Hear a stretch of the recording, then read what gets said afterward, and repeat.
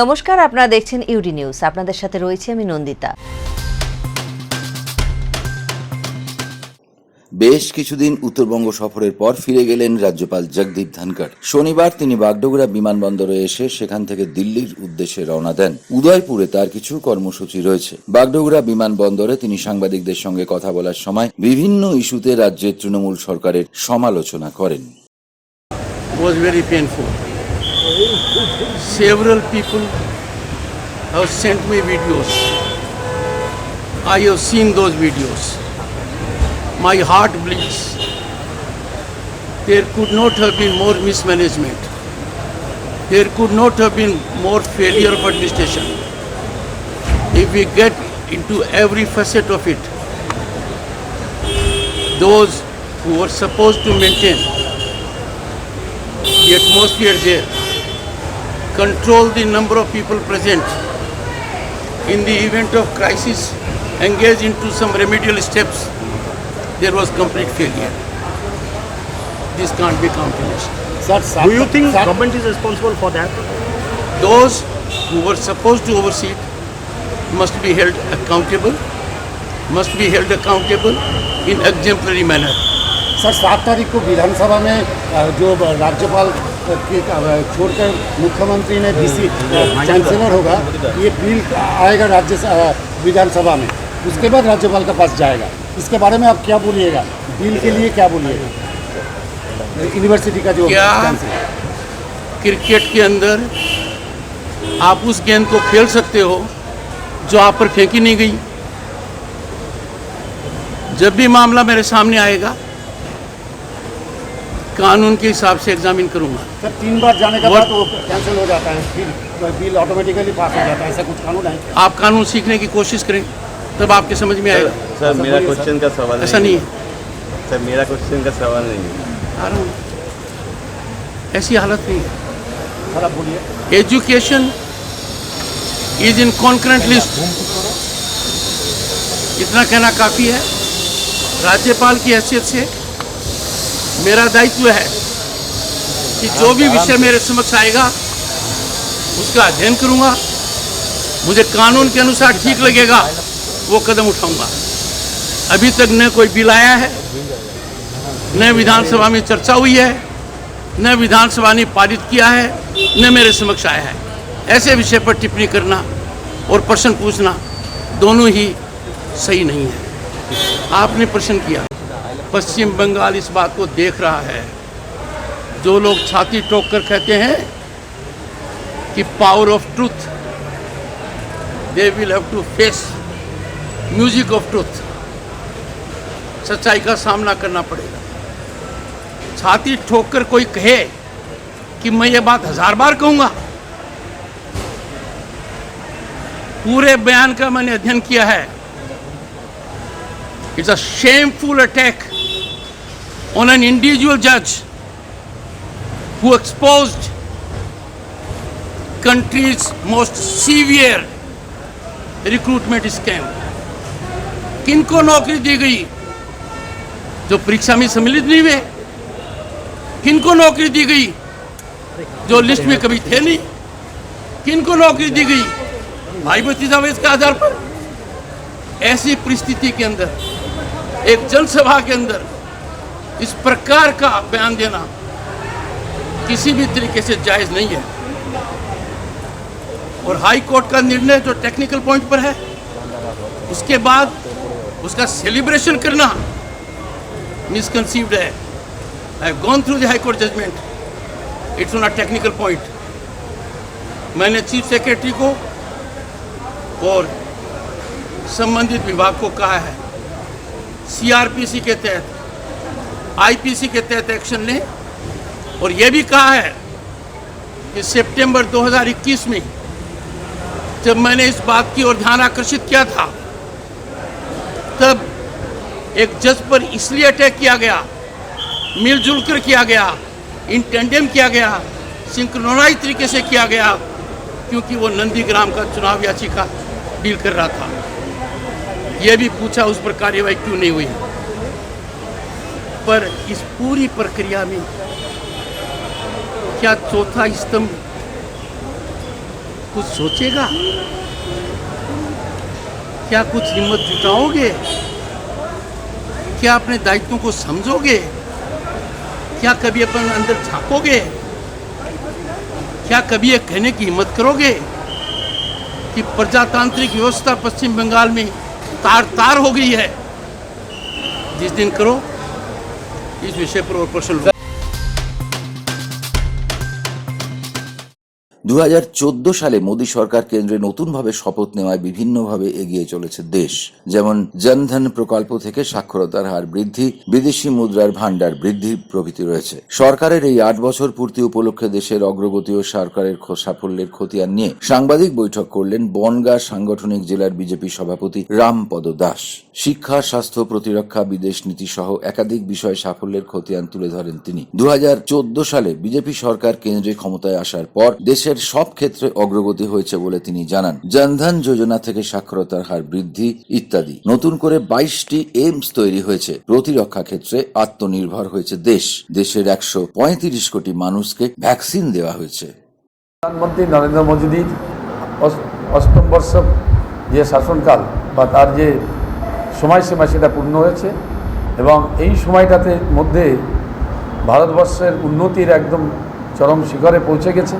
মূলত 8 বছরের মধ্যে শুরু থেকে নরেন্দ্র মোদী যেটা ছিল সবকা সাথ সবকা বিকাশ, সবকা বিশ্বাস ও সবকা প্রয়াস, সবাইকে সাথে নিয়ে সবার জন্যই তিনি উন্নতি করেছেন আমরা দেখতে পেয়েছি।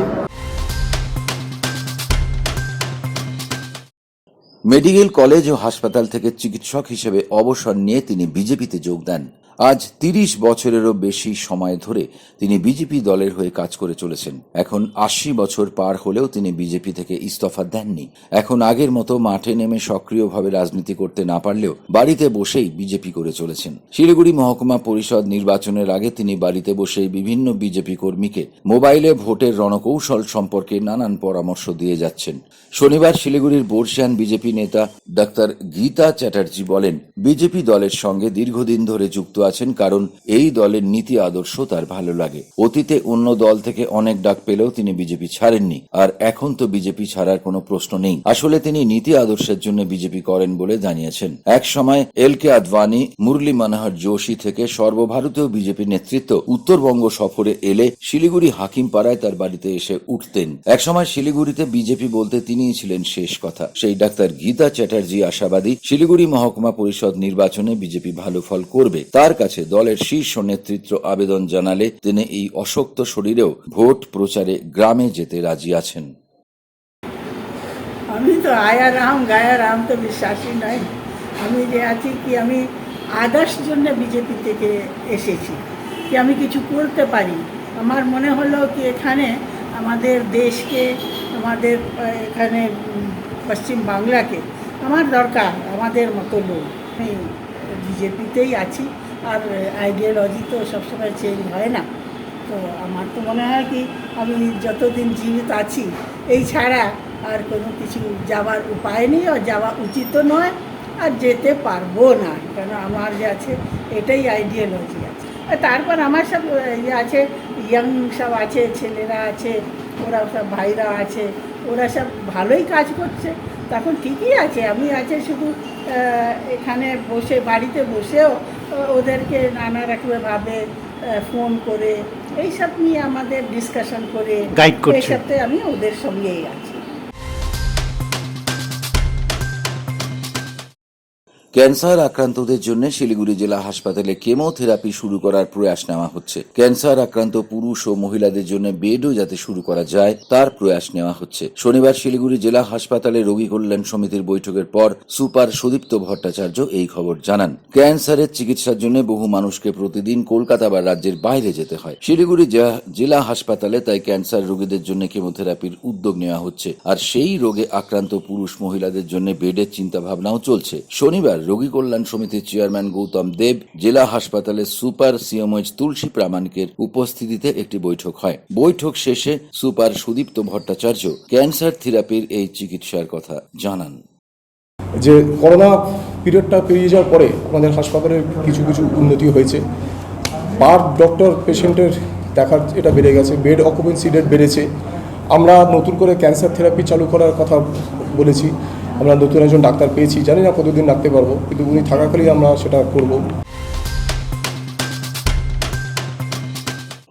ইউপিএসসি পরীক্ষায় গোটা দেশে নজর কেড়েছেন শিলিগুড়ির হাকিমপাড়ার তরুণ অভিজিৎ রায়। তার বাবা ডাক্তার মুকুল রায় দার্জিলিং জেলা স্বাস্থ্য প্রশাসনের একজন অবসরপ্রাপ্ত আধিকারিক। তার মা চন্দ্রা রায় একজন হোমিওপ্যাথি চিকিৎসক। ইউপিএসসিতে 50 নম্বর র্যাঙ্ক করায় চারদিক থেকে তাঁকে শুভেচ্ছা জানানোর পালা চলছে। শিলিগুড়ির মেয়র গৌতম দেব থেকে বিধায়ক শঙ্কর ঘোষ সহ বিভিন্ন সংগঠন এখন হাকিমপাড়ার দুধ মোড়ে গিয়ে সম্বর্ধনা জানাচ্ছেন অভিজিৎকে। শুক্রবার বিকেলে West Bengal voluntary blood donors forum শাখার শিলিগুড়ির সম্পাদক সোমনাথ চট্টোপাধ্যায় তাকে বাড়িতে গিয়ে সম্বর্ধনা জানান। মেধাবী অভিজিৎ ভবিষ্যতে ইউপিএসসিতে বাংলার ছেলে মেয়েরা পিছিয়ে কেন তা নিয়েও প্রশিক্ষণ দিতে আগ্রহী। অবসর সময় গিটার বাজানো এবং কবিতা লিখে সময় কাটে অভিজিতের। তার কথায় এইসব সৃজনমূলক কাজ মনের মধ্যে বাড়তি শক্তি এনে দেয়।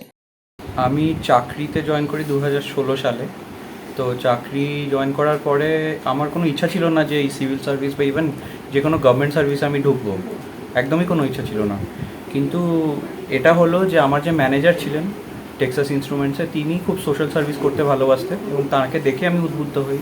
তাছাড়া আমার বাবা নিজে জেলা স্বাস্থ্য আধিকারিক ছিলেন, তাকে দেখে আমি উদ্বুদ্ধ হই এবং আরও কয়েকজন বন্ধুবান্ধব ছিলেন এবং আরও কয়েকটা ইনসিডেন্সেস হয়। আমি কর্পোরেট সোশ্যাল রেসপন্সিবিলিটিতে অনেক ইনভলভ ছিলাম ব্যাঙ্গালোরে। সেই সুবাদে আমাকে কর্ণাটকার এদিক ওদিক অনেক প্রান্তেই যেতে হয়েছে। সেখানে আমি গ্রামগঞ্জে গিয়ে লোকজনের সাথে ইন্টারাকশন করেছি এবং ইভেন ওখানকার যে আইএস অফিসার যারা কাজ করছেন তাদের সঙ্গেও টুকটাক ইন্টারাকশন হয়েছে। তাতে আমি বুঝতে পারি যে দেশে কোনো ভালো কাজ করতে গেলে গভর্নমেন্টে, স্পেসিফিক্যালি সিভিল সার্ভিসে এবং স্পেসিফিক্যালি তার মধ্যে আইএএসে ঢোকার প্রয়োজন আছে। মানে সেখানে ঢুকে কাজটা করার সুযোগটা অনেক বেশি। আইএএস উঠবি হতে যাচ্ছে তার বাবা, এটা ঠিক কী গর্ব করার মতন জিনিস। সেটা যাদের সন্তান হয়েছে, যাদের সন্তান কৃতি হয়েছে, তারা ছাড়া কিন্তু কেউ উপলব্ধি করতে পারবে না। 140 কোটি দেশ আমাদের যদি ভারতবাসী হই, তার মধ্যে 50তম স্থান পাওয়া অভিজিৎ। রাজ্য অ্যাথলেটিক্সে 100 ও 200 মিটার দৌড়ে সোনা জিতেছে বাগদার বাপি শেখ। কিন্তু তার পক্ষে জাতীয় স্তরে খেলায় অংশ নেওয়া কষ্টকর হয়ে দাঁড়িয়েছিল। শেষে বিভিন্ন সংস্থা সহযোগিতার হাত বাড়িয়ে দেয়। বাগদার সিন্দ্রানী অ্যাথলেটিক একাডেমির ছাত্র বাপি শেখ দৌড়ে সোনার মেডেল জিতেছে। এবার ন্যাশনাল সিনিয়র অ্যাথলেটিক্স প্রতিযোগিতায় রাজ্যের হয়ে তার অংশগ্রহণ করার কথা আগামী 7ই জুন। তার পাশে দাঁড়াতে সিন্দ্রানী অ্যাথলেটিক একাডেমির বিভিন্ন ছাত্রছাত্রীকে ড্রেস উপহার দিল হায়দ্রাবাদের একটি বেসরকারি সংস্থা। দিশুক ভট্টাচার্য নামে এক ব্যক্তি এবং সিন্দ্রানী প্রাইমারি কোঅপারেটিভ সোসাইটির পক্ষ থেকে আর্থিকভাবে তাকে সাহায্য করা হয়। এই সহযোগিতায় বেশ খুশি বাপি শেখ। জাতীয় স্তরের প্রতিযোগিতায় ভালো ফল করার জন্য তিনি প্রয়াস চালাবেন বলে জানিয়েছেন। সিন্দ্রানী অ্যাথলেটিক একাডেমির প্রশিক্ষক গৌর চন্দ্র রায় বলেন, বাপি যাতে ন্যাশনাল চ্যাম্পিয়ন হতে পারে সেই জন্য সকলে তার পাশে এসে দাঁড়িয়েছে। অন্যদিকে দিশুক ভট্টাচার্য বলেন, সিন্দ্রানী প্রত্যন্ত গ্রাম হওয়ায় সেখানকার সব ছাত্রছাত্রীকে উৎসাহিত করতেই সাহায্যের হাত বাড়িয়ে দেওয়া। আমি এবছর স্টেট মিটে 120 মিটে ফার্স্ট হয়েছি এবং সিনিয়র ন্যাশনাল সিলেকশন পেয়েছি।